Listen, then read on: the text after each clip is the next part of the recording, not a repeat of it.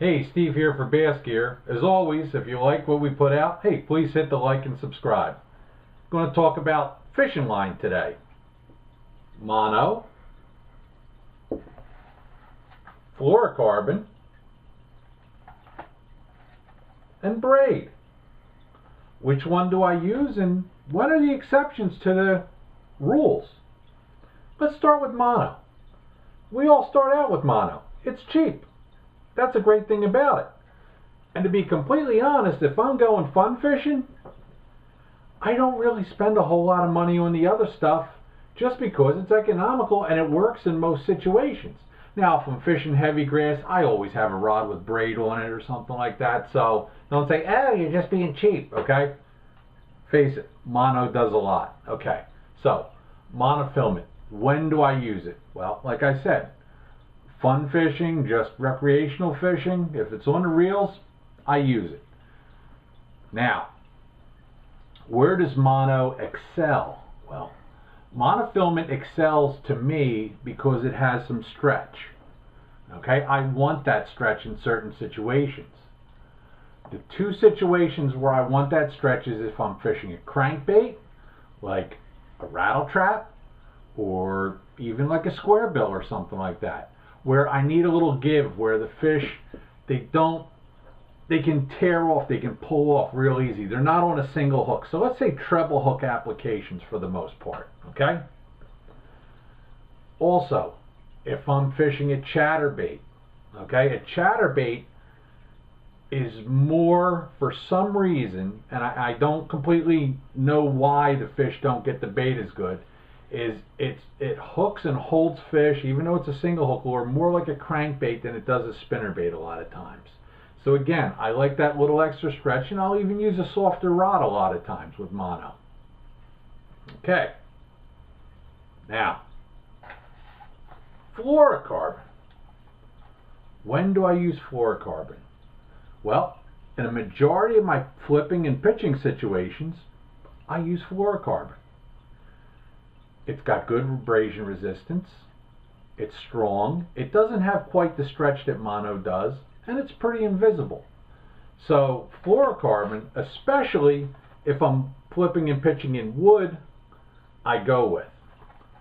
Now the exception to that flipping and pitching, braid with grass. Okay? The other thing about fluorocarbon is it's highly invisible. So if I'm fishing very clear water, fluorocarbon. If I'm fishing highly pressured bass, fluorocarbon. If I'm fishing in grass with a chatterbait and there's no wind, think about that. If it's slick calm, for some reason, if I'm fishing around grass and I would want to use braid with a chatterbait, the fish seem, for some reason, not to want it. And I found that if I switched over to fluorocarbon, and I could still use nice heavy fluorocarbon, say 20-pound fluorocarbon, I would get more bites. So there's a little exception to the rule. Now, braid. When do I fish braid? Well, I already stated that if I'm fishing grass, a lot of times I fish braid. Now, that's not to say that I'm fishing straight braid a lot of times. Many times I'll use a fluorocarbon leader. If I'm fishing sparse grass, I'll fish a 17, anywhere from 15 to 25 pound fluorocarbon leader in front of my braid.